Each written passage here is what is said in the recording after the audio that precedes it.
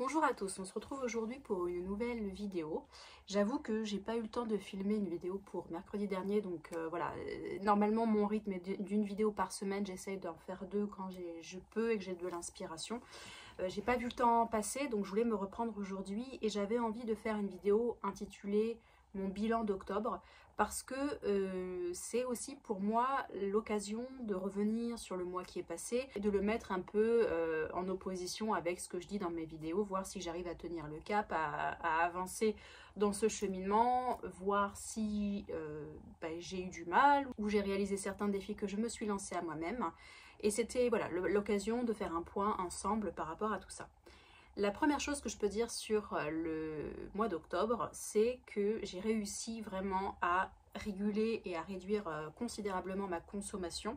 Je n'avais pas fait de bilan pour le mois de septembre, mais j'en avais vraiment très brièvement parlé. J'ai réussi à être en no-buy total au mois de septembre, c'est-à-dire que j'ai fait zéro achat plaisir. Dans le sens où on ne compte pas évidemment un dentifrice si on a besoin, un déodorant si on a besoin, une brosse à dents, les choses de l'hygiène, mais que ce soit les crèmes en surplus ou les parfums ou voilà, donc je n'ai rien acheté, ni mode, ni accessoires, ni rien du tout sur le mois de septembre. Je n'ai pas ressenti ce besoin-là. Je ne vous parle que de mon expérience personnelle, évidemment. Si vous avez besoin de vous racheter une pièce de vêtements parce que vous avez un trou et vous aviez qu'un seul jean, c'est autre chose. Mais on parle vraiment d'achat superflu, dans ce cas bien précis. Donc j'ai fait zéro achat superflu et ça, je suis vraiment contente.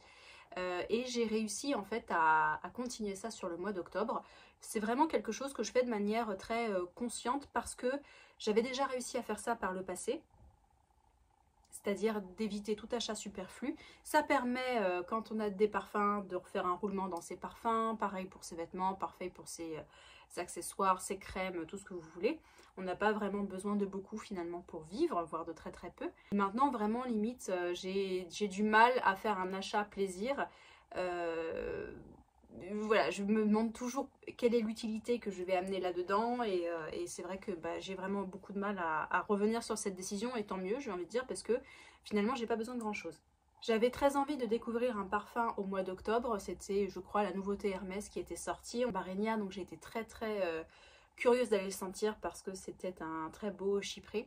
Je suis allée le découvrir et c'est vrai que j'avais bien aimé, mais j'avais envie vraiment de le porter toute la journée, donc j'ai juste demandé un échantillon à la vendeuse qui me l'a gentiment fait sur place.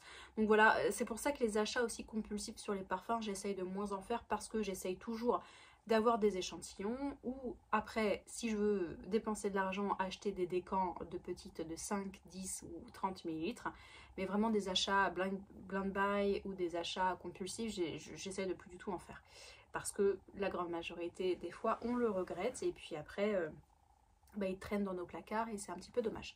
Sur la consommation pure au mois d'octobre, j'ai eu un coup de cœur pour une paire de bottines, un modèle de bottines spécifique que je ne possédais pas et finalement je l'ai reçu et je l'ai essayé et finalement j'ai attendu vraiment un certain temps pour être sûre et je les ai renvoyées parce que je me suis dit: est-ce que j'ai envie de garder cette pièce dans mon dressing? Est-ce que je vais les porter régulièrement? Est-ce que j'ai envie de dépenser cette somme d'argent pour une paire de chaussures neuves? Non, la réponse est non. Et finalement, je me suis sentie beaucoup mieux en les renvoyant. La seule chose que j'ai acheté, c'est un achat plaisir, c'est un sac Kaba.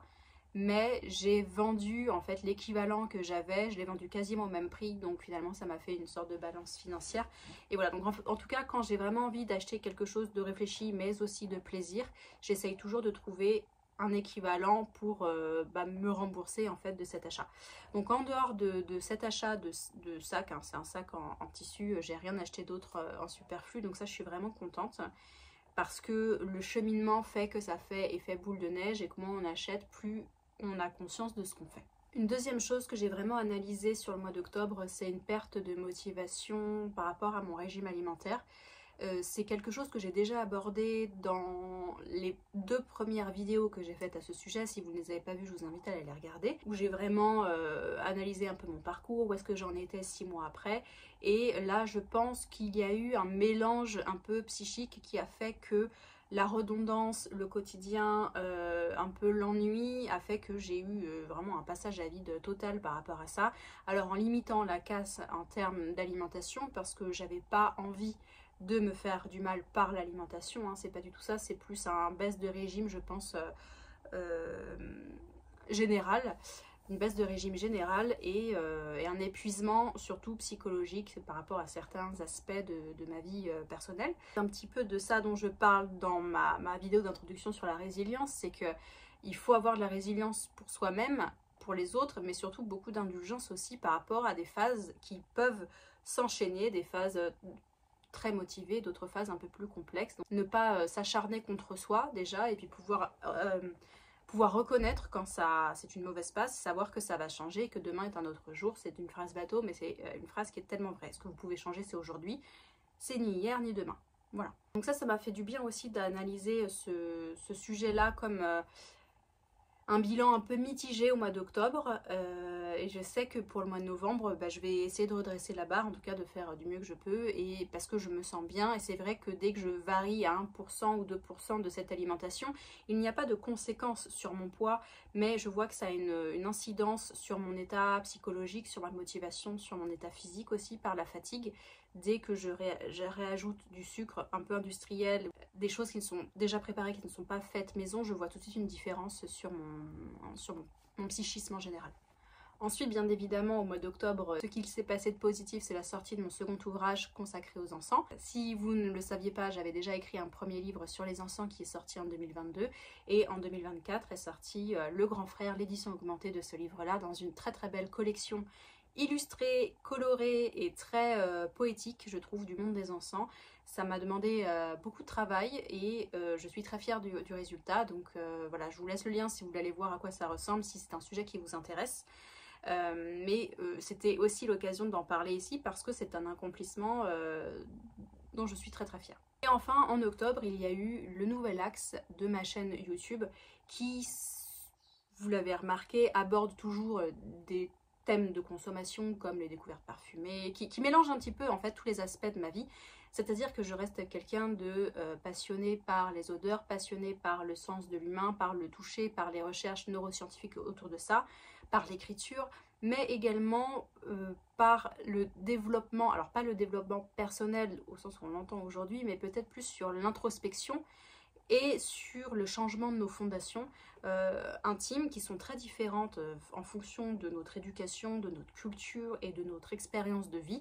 Et c'est un axe YouTube que j'ai envie de développer parce que je vois à quel point les vidéos sur le minimalisme ont l'air de, en tout cas, rencontrer un public intéressé par cette thématique. Je l'espère que ce sera un peu le même cas avec le thème de la résilience et qui sont quand même intimement liés mais quand même assez différents dans ces aspects concrets. J'espère que c'est un axe qui va pouvoir vous intéresser, qui va me permettre, parce que c'est aussi un peu égoïste, d'évoluer et qu'on évolue ensemble et qu'on puisse échanger à ce sujet.